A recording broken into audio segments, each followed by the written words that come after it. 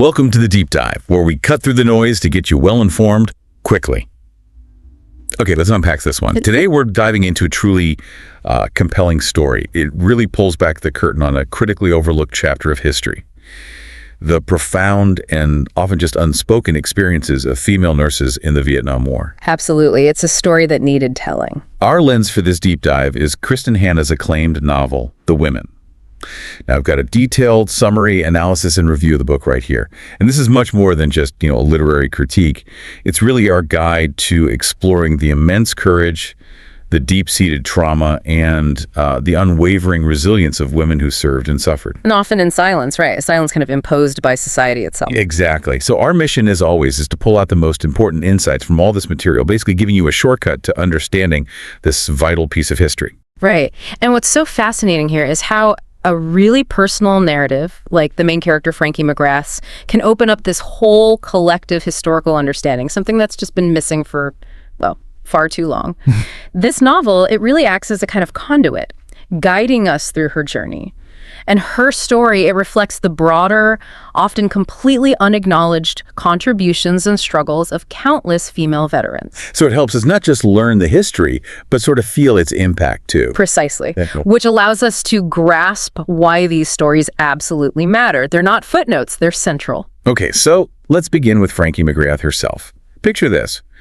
A young woman comes from an upper-class family over in California, raised with what the sources describe as very traditional expectations. Yeah, the whole good girls stay home kind of thing. Their role is supportive, not front and center. Right.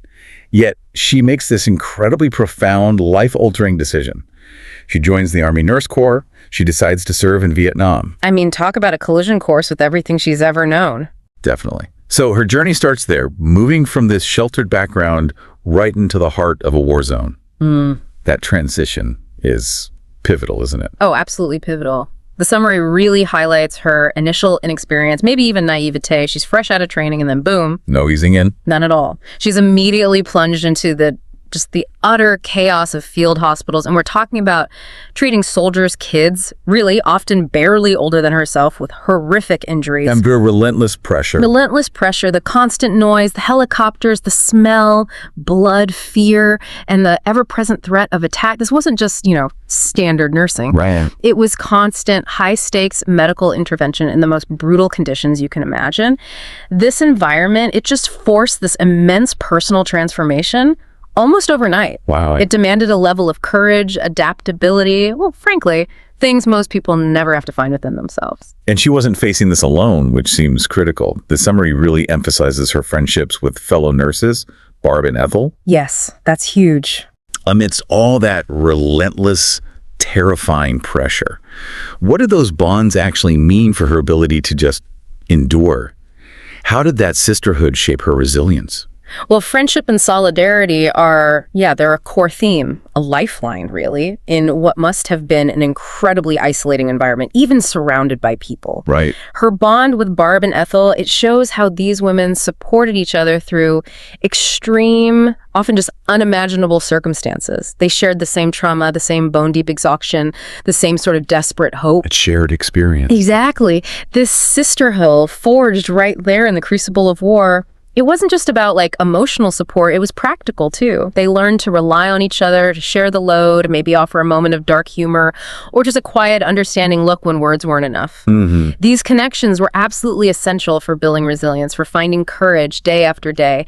They helped mitigate that profound psychological cost of war, allowing them to navigate the physical and emotional toll in ways they just couldn't have managed alone. It sounds like their mutual support was maybe the only buffer against, total despair. I think that's fair to say, yeah. A crucial buffer. So the intensity of the war zones is one major part of the story. Yeah. But then the novel powerfully shifts, doesn't it? It explores the aftermath. When Frankie and so many women like her returned home, and what was waiting for them? It was another kind of battle entirely. It wasn't exactly parades and a hero's welcome, was it? What does the sources say about their reception back in the States? No, it really wasn't. And this is where we confront a really stark and frankly painful truth about societal memory, or maybe societal amnesia. Right. Our sources make it devastatingly clear that unlike male veterans who, they faced their own serious challenges, but were at least broadly recognized for their service, female veterans were often met with just dismissal, Ignorance, sometimes even shame. Shame. Why shame? Because the prevailing narratives, the stories society told itself back then, simply didn't have a space for women as well as warriors, as direct participants in the brutal realities of war, their immense sacrifice, their invaluable service as nurses, right there in the thick of it. It was just ignored. Largely unacknowledged, yeah, by a country that maybe preferred to see them back in traditional domestic roles, not as combat nurses who'd seen and done extraordinary things. This selective memory, it effectively erased their wartime roles. Leaving them to grapple with everything they'd experienced in isolation. Profound isolation, exactly. It's just hard to fathom, isn't it? Going through that, surviving it, and then returning home to that kind of indifference. Or worse. And you'll hear in the story about Frankie battling not just, any physical issues from her service, but the deep invisible wounds. PTSD, post-traumatic stress disorder, which we understand better now, but certainly not then. Not nearly as well, no. Plus, deep grief. And this really soul-crushing isolation. It wasn't just the visible scars she carried, but the deep emotional ones. And the huge struggle to just rebuild a life in a society that didn't validate or maybe didn't even want to acknowledge her experience. And if we connect this to the bigger picture, Frankie's struggles back home, they powerfully underline these pervasive themes of, patriarchy and silencing, especially within our historical narratives. Her story highlights really clearly how women's contributions, even in these critical life-saving roles during a major war, were systematically dismissed. Just tragically left out of the official stories, the history books, the memorials for a long time. It's like their service didn't count in the same way. Precisely. Imagine dedicating yourself to saving lives under fire, witnessing horrific things, only to be told, implicitly or explicitly, that your experience isn't valid, or that you should just, forget it and go back to being normal. So Frankie was forced onto this second, equally challenging journey, a journey of survival and healing after the war. This wasn't just about overcoming her trauma. It was about having to learn to define herself outside of those narrow traditional expectations of her family, of society, a society that really had no box to put her wartime experience in. So she had to fight just to be seen as a veteran. Essentially, yes. To be seen, to have her experience acknowledged, and ultimately to heal on her own terms. It was another battle entirely. So putting it all together, what larger truths does the women ultimately uncover through Frankie's specific journey? The analysis we have points to some really pivotal themes. Yeah, definitely. There's the unique experience of women in war, obviously, the profound and often solitary journey of trauma and healing, the essential role of friendship and solidarity we talked about, and this pervasive impact of patriarchy and silencing on how we remember history. And Kristin Hannah's style, which our sources describe as having this real emotional clarity and vivid detail, it just brings these powerful themes to life in a way that really sticks with you. How does it do that? Well, for example, the hospital scenes, they aren't just described, they feel visceral. Hannah uses this incredibly raw, intense language. It puts you right there in those frantic life and death moments. You can almost smell the antiseptic and the fear. Wow. But then at the same time, Frankie's personal journey, her internal struggles, they're rendered with such compassion, such honesty. You feel her despair, her flickers of hope, her quiet determination. So is that blend? It's that blend, yeah. Page-turning drama, but combined with heartfelt, genuine storytelling. Yeah. It makes the history not just informative, but deeply resonant, unforgettable, really. You feel both the big picture of the war and the intimate pain and resilience of one woman navigating it. And the critical review we looked at absolutely praises The Women, calls it one of Hannah's most powerful novels, precisely because it illuminates this pivotal role of women in Vietnam, a subject that kind of astonishingly is still so rarely explored in popular culture. It's true. It feels like new territory for many readers. Yeah. The review notes its incredible emotional depth, the strong, well-developed characters you really care about, Frankie, Barb, and Ethel, and its vivid, really gripping depiction of the war and its brutal aftermath. And what makes it even more impactful, the review points out, is how skillfully it balances that profound heartbreak with this thread of unwavering resilience and even a glimmer of hope.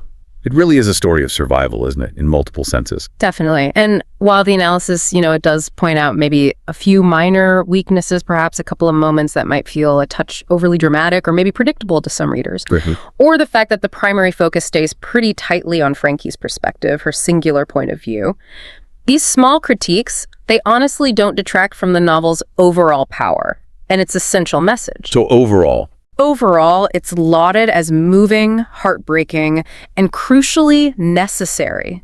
It manages to combine Kristin Hannah's trademark emotional storytelling, which her fans expect, with this really powerful, urgent message about recognizing and honoring the women who served and suffered so bravely in Vietnam. Right. Ultimately, The Women works both as this deeply personal tale of one woman's survival and as a collective vital reminder of a history that's been forgotten or maybe ignored for far too long. It really challenges us, challenges us to look closer at who we remember and why. Okay, so as we wrap up this deep dive, we've really journeyed with Frankie McGrath. From her somewhat naive beginnings in California society to the horrific, unimaginable front lines of Vietnam. Yeah. We've seen her resilience being forged through those intense, vital friendships with Barb and Ethel. That's sisterhood. And finally, we've explored her profoundly difficult return home, where she had to grapple not just with the war itself, but with the invisible wounds of PTSD, that overwhelming grief, and the harsh reality of societal dismissal. A tough road back. A very tough road. What The Women ultimately does, it seems, is shine this much-needed, powerful light on the overlooked, often undervalued role of female nurses. Right. And their immense courage. Absolutely. It highlights these universal themes, trauma, resilience, but also the historical silencing of women's invaluable contributions, especially in times of war, but maybe beyond that too. Yes, it has broader implications. And maybe a core insight here is that acknowledging these women's stories isn't just about, correcting the historical record. It's about enriching our whole understanding of what courage looks like, what service means for the future too. That's a great and it raises, I think, an important question for all of us, to consider long after this conversation ends. Okay. What are the other forgotten stories? The other unseen acts of courage? The other unsung heroes out there whose contributions still await our recognition? And how does actively acknowledging these kinds of narratives reshape our understanding not just of history, but of our present, maybe even our collective future? That's a powerful thought. Because the act of bringing these narratives forward, it isn't just about looking back, is it? It's about building a more complete, more empathetic, and ultimately, I think, a more just future for everyone. Thank you for joining us on this deep dive into The Women. We really do encourage you to reflect on these stories, Frankie's story, and maybe continue seeking out those unsung heroes who have shaped our world. Ensuring their courage is never again forgotten.